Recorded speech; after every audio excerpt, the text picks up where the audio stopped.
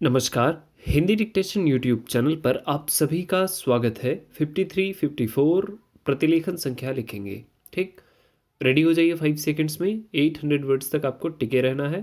Ready. महोदय, हम सभी इस बात के शिकार हो जाते हैं कि अपने दलगत स्वार्थ में आकर गलत काम कर बैठते हैं। कभी भाषा और कभी किसी प्रदेश के स्वार्थ में ऐसे प्रश्न उठते हैं जो हमारे राष्ट्र की एकता को कमजोर करते हैं। अभी एक माननीय सदस्य ने यह प्रश्न उठाया और आरोप लगाया कि भारत सरकार कुछ प्रदेशों के साथ इंसाफ नहीं करती।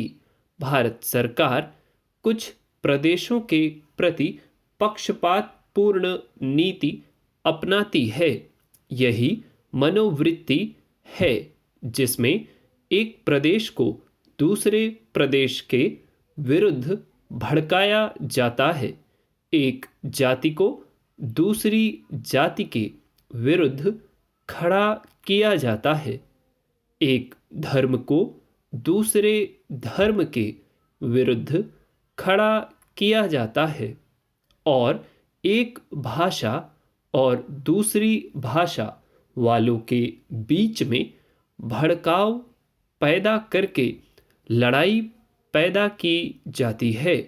यही मनोवृत्ति है जिसको हमारे विरोधी दल के बहुत से लोग भड़काकर पैदा करते हैं। उनकी अपनी गलत नीतियों के कारण विशाल दृष्टिकोण नहीं होता है और वे ऐसे प्रश्नों को उभार कर अपना स्वार्थ सिद्ध करते हैं। स्पष्ट है कि ऐसे समस्त प्रश्नों का परिणाम हमेशा बुरा होता है।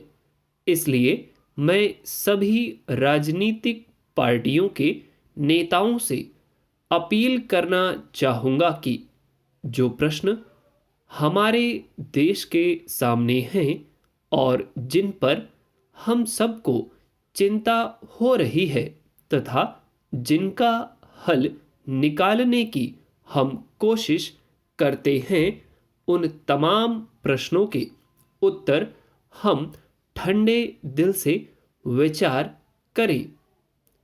श्री वाजपेयी ने एक अच्छी बात कही। उन्होंने कहा कि इन प्रश्नों का हल सड़कों पर नहीं होगा। मैं भी उनसे इस बात में सहमत हूँ कि इन प्रश्नों का हल प्रजातांत्रिक ढंग से ढूंढने का प्रयत्न करना चाहिए। हमें इनका हल प्रजातांत्रिक व्यवस्था के अंदर करना होगा।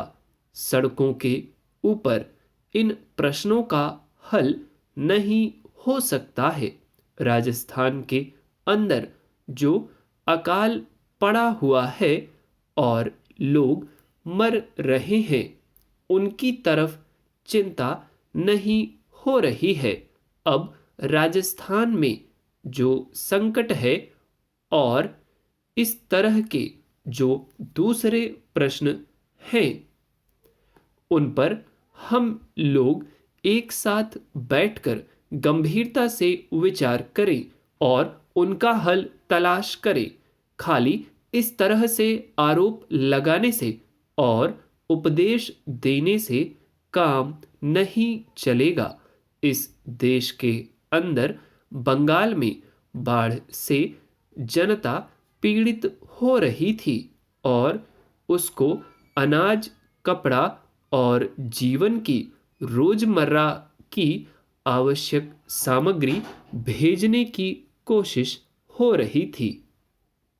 महोदय, उस जमाने में रेलवे कर्मचारियों को भड़काकर के हड़ताल करना और फलस्वरूप एक ऐसी व्यवस्था पैदा करना जिसके कारण बंगाल के पीड़ित लोगों की सहायता न की जा सकी उचित कार्य था, लेकिन यह कार्य मेरे घर के भाइयों ने किया था। मेरा कहना है कि केवल उपदेश से काम नहीं चलता है। जब ऐसे प्रश्न आए तो उपदेशात्मक भाषाओं में ही फंसकर न रहा जाए, बल्कि आवश्यकता है कि ऐसे प्रश्नों पर सारे राजनीतिक दल देश हित को ध्यान में रखते हुए संजीदगी से विचार करें और उन सब का हल तलाश करें। आज श्री वाजपेयी ने प्रधानमंत्री पर कुछ आक्षेप किए। वे बड़े गुस्से में थे और इतने क्रोध में थे कि उन्होंने अपने मस्तिष्क का संतुलन खो दिया था। उन्होंने आरोप लगाया कि सरकारी कर्मचारियों के प्रयास से बड़ी बड़ी सभाएं की गईं। मैं वाजपेयी जी का गुस्सा और उनका असंतुलित होना समझ सकता हूं।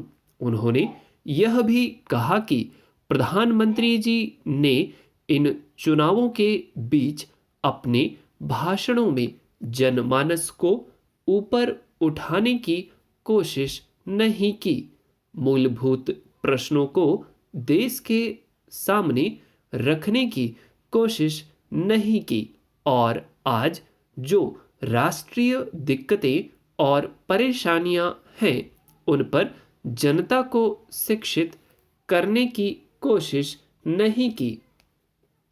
प्रधानमंत्री ने अपने चुनाव भाषणों में देश के अंदर जो शक्तियां राष्ट्रीय एकता को भंग कर रही हैं, धर्म के नाम पर, जाति के नाम पर, भाषा के नाम पर या क्षेत्रीयता के नाम पर संकीर्णता की भावना पैदा कर रही हैं, जनता को उनसे सजग किया।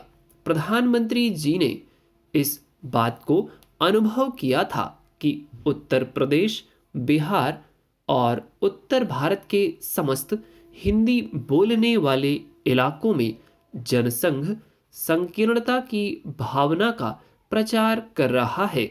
जिस प्रकार से जनसंघ सांप्रदायिकता की भावना को बढ़ावा दे रहा है, राष्ट्रीय शक्तियों को तोड़ने की नीति चला रहा है, उससे हमारे राष्ट्रीय मूल, राष्ट्रीय नीतियां और राष्ट्रीय एकता खतरे में है। इसीलिए प्रधानमंत्री ने जनसंघ के ऊपर इस बात का प्रहार किया था कि वह सांप्रदायिक शक्ति है और उससे जनता को सावधान हो जाना चाहिए।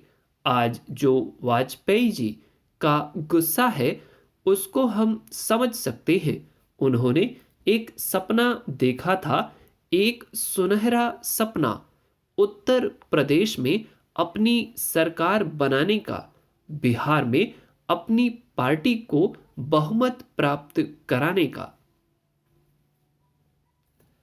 उम्मीद करता हूं डिक्टेशन आपने बहुत शानदार लिखी होगी। स्पीड आपको हो सकता है थोड़ी फास्ट लगी हो, बट डोंट वरी, ठीक। यदि आप इसको लिख पा रहे हैं या कुछ एक आध वर्ड छूट रहे हैं तो इसका मतलब आप एग्जाम के लिए एकदम प्रिपेयर है, ठीक। कुछ चीज़ों को आपको ध्यान देना है, वो सुनिए ध्यान से। पैसेज में सेकंड लाइन पर आइए, जो आपको दिख रहा है इस समय। धर्म के नाम पर, जाति के नाम पर, भाषा के नाम पर, क्षेत्रीयता के नाम पर, के नाम पर आप जो है एक साथ अगर लिख सके तो बहुत अच्छा, अदरवाइज नाम पर एक साथ लिखने का प्रयास करें, ठीक।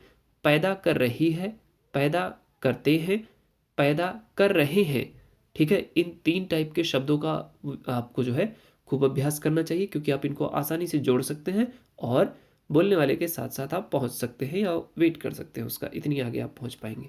अनुभव किया था, अनुभव किया गया है, अनुभव किया जाता है, ठीक है, अनुभव किया जा रहा है। ऐसे वर्ड्स को एक साथ लिखने का प्रयास करें। प्रचार कर रहा है, प्रचार कर रहे हैं, प्रचार कर रहे थे, प्रचार किया जा रहा है। इस टाइप के एंडिंग सेंटेंस जो है आपको जोड़ने का प्रयास करना चाहिए, ठीक। तभी आप एग्जाम में राइटिंग बहुत अच्छी कर पाएंगे, और जब आप राइटिंग अच्छी कर पाएंगे तो जब ट्रांसक्राइब करने से पहले रीड करेंगे तो पूरे सेंटेंस को आप एकदम चकाचक पढ़ेंगे, और जब बेहतर तरीके से पढ़ पाएंगे तो टाइप आप वाकई में शानदार कर लेंगे। That's all. मैं उम्मीद करता हूँ चैनल को आप सब्सक्राइब कर चुके होंगे, जो लोग नए हैं, और वीडियो आप लोग को अच्छी लगती है, आप लोगों ने तमाम बात बताया भी है और लाइक बटन दबाते हैं, तो वैसे ही मैं उम्मीद रखूँगा। That's all, thank you.